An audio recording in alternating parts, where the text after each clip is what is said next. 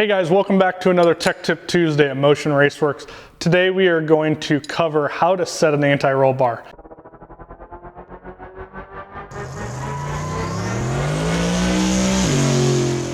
A lot of folks are not familiar with this and don't know when it's applicable or when it needs to be done.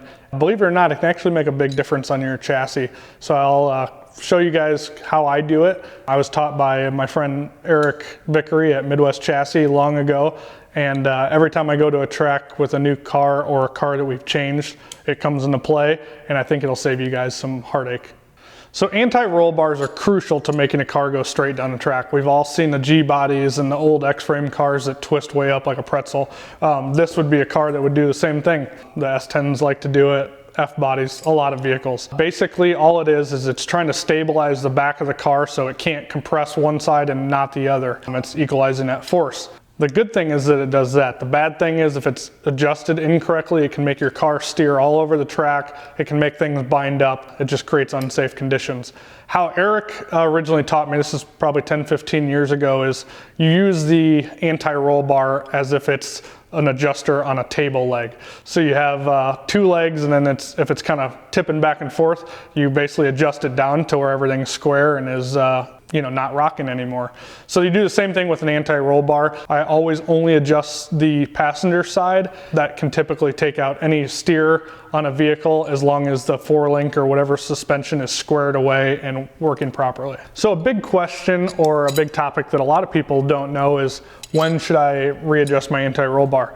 The short answer is you really can't enough, because the car, as it settles on springs start to collapse over time as you have like more or less fuel, especially on a street car with a big tank. And definitely as you change anything that has to do with weight or suspension on a vehicle, you need to get back underneath it and set it. The protocol for doing so is to have the actual driver sit in the driver's seat with all of his suit on, and have all of the liquids and everything filled up as if you would, because a couple of gallons in the front of the car, a gallon of water or a gallon of fuel is 7-8 pounds per gallon. With leverage and past leverage points, that can make a huge difference. So we'll dive under here and I'll show you how I do it. So this chassis isn't done. We don't have shocks on it, but it is sitting on a spring, so I can kind of show you guys just for informative purposes. First thing you'll want to do is, like I said, just on the passenger side is all we're ever working on, is to break the lock nuts loose. You're typically going to have one right hand and one left hand. If somebody builds you one with two right hands or two left hands, it's really going to make this difficult. And why that's important is then you can extend the link or shorten it by just turning it. So with somebody in it, what you'll want to do is break those loose and back them off as far as you can, and then just turn. You're going to turn it one way or another, and it's going to be tight. And you can turn it by hand. It'll be tight right up until you feel it get real loose. And that means it's neutral. So I always start a vehicle neutral. You never know how it's gonna drive. Doesn't necessarily need a big change. Unless for some reason you know that your vehicle always needs one turn. You'll start to learn what it needs and what it wants. Then you would do that.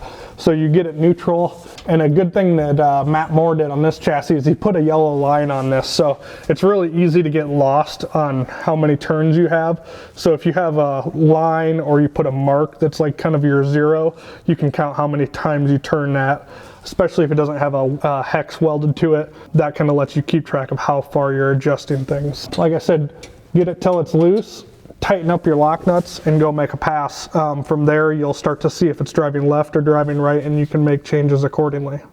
So once everything's neutral, you'll want to make sure you cinch up those lock nuts, and that'll make sure that the rod ends don't come out of adjustment one direction or another. When you're under there, if it's not a brand new build, every once in a while you'll want to take those loose and just make sure the anti-roll bar moves freely. If that thing starts to seize up or lock up or get really tight, it's going to cause problems as far as the chassis being able to do it what it wants. And a lot of times you'll see cars start to spin the tires and they never spun the tires before, or just not respond to anything. And a lot of times I've seen at the track where the anti-roll bar just locks up solid or gets real tight, and that's just unloading the chassis. So tighten that up, take it out, and see what it does. As I said before, if you aren't familiar with your vehicle, take it out with a neutral anti-roll bar. If it drives right, I will typically put a quarter turn or a half a turn of extension, so I'll actually make that longer, and that'll kind of preload the back right corner, and that'll keep it going straight. I'm not going to get into adjustment too deeply here, but as I mentioned before, you can't do that enough. I've even had situations where I hang weight out front and it changes pretty substantially. And I know a lot of people set them once and never come back to them. It's not always going to solve your problems, but oftentimes it's good to at least have the knowledge that it's set to neutral and it's not steering one way or another because you made a change.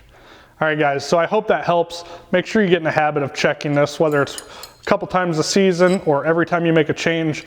It's definitely going to be at some point the thing that's causing you problems or causing an issue that you aren't able to see otherwise. So if you have comments or questions, drop them in the comments below. Until next time, we'll see you guys later.